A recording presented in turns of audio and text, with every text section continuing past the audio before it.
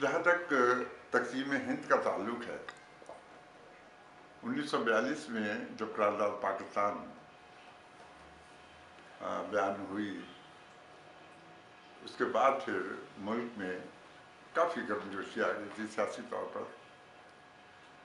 पाकिस्तान के मुतालिक जुलूस निकलते थे, जलसे होते थे, बल्कि गली बाज़ारों में लोग जो हैं छोटे मोटे जुलूस निकालते रहते थे। हमारे अपने मोहल्ले में, गली में बच्चे इकट्ठे करके लड़के जो हैं वो एक जुलूस की शक्ल में बाज़ारों तक जाते थे और नारे लगाते थे, पाकिस्तान लेके रहेंगे, पाकिस्तान देना पड़ेगा, पाकिस्तान। इस किस्म की बातें जो हैं खूब शोर शोर से होती रही। आखिर एक दिन फिर ऐलान हुआ और पता चला कि हमारा शहर लुधियाना जो है वो पाकिस्तान में नहीं आया, बल्कि ये सारे का सारा इलाका जो है, जिसे अब हम मशरक़ी पंजाब कहते हैं, ये सारा हिंदुस्तान का हिस्सा बन गया और लाहौर से इस तरफ सारे का सारा पाकिस्तान या मगरबी पंजाब बन गया। ये जिस वक़्त तक़सीम का ऐलान हो गया तो फिर और तक़सीम के ऐलान के बाद दोनों तरफ हुकूमतें जो है बना ली गई।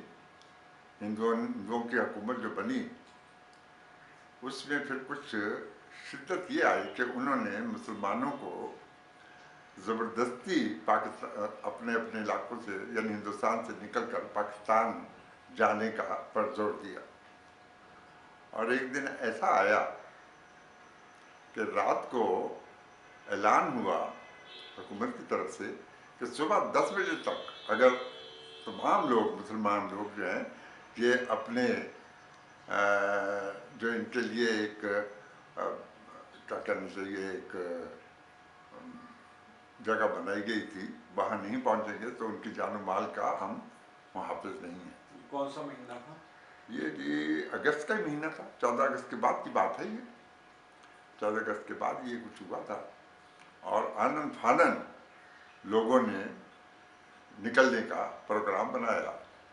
सब लोग जो हैं वो तैयार हुए, सामान बांधा, लेकिन ज़ाहिर है सामान को ले जाने तक वो जो हमारा एक बेस कैंप बनाया था, बिल्कुल वहाँ तक पहुँचने के लिए ये जीटी रोड पर कायम था बेस कैंप, रेलवे लाइन के किनारे पर। बहरहाल जो कुछ हाथ से लग सका उठाया और बच्चों को साथ लिया। ख़वातीन जो तकरीबन सारी 100% बुर्का पोश औरतें थी, गर्मी का ज़माना था, घरों से निकल कर सुबह 10-11 बजे चलना शुरू कर दिया और आहिस्ता आहिस्ता आहिस्ता आहिस्ता उस अपने वो ऐलान क्या था, उसके अल्फाज क्या थे? अल्फाज उसके थे जी के सुबह 10 बजे तक आप अपने तशरीफ़ का टोकरा ले जाएं यहाँ से वहाँ कैंप तक, अगर नहीं जाएंगे तो आपकी जान माल के हम जिम्मेदार नहीं हैं। ये बड़ा ख़तरनाक ऐलान था। लिहाजा सुबह होते ही रातों रात लोगों ने घर में आपकी क्या एक्टिविटी हो रही थी उस वक़्त हम क्या कर सकते थे? शाम का वक्त था, रात का वक्त था जिस वक्त ये ऐलान हुआ।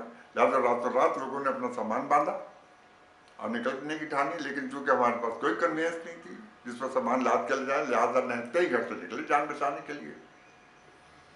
एक बड़ा अजीब और गरीब वाक़या हुआ हमारे यहाँ कि हम जब निकल रहे थे तो हमारे यहाँ चूँकि आमतौर पर 1-2 भैंसें हुआ करती थी, तो एक भैंस थी बहुत अच्छी जो हमने किसी ज़माने में 250 रुपये में ख़रीदी थी और वो 18 सेर दूध देती थी। उस ज़माने में किलो का ज़माना नहीं था, सेर का रहता था, 18 सेर दूध था 2 वक्त का।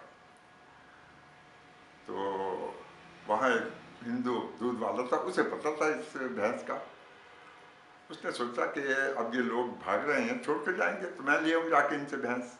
आ गया, हम निकल ही रहे थे कि वो पहुँच गया और मेरे वालिद साहब से कहने लगा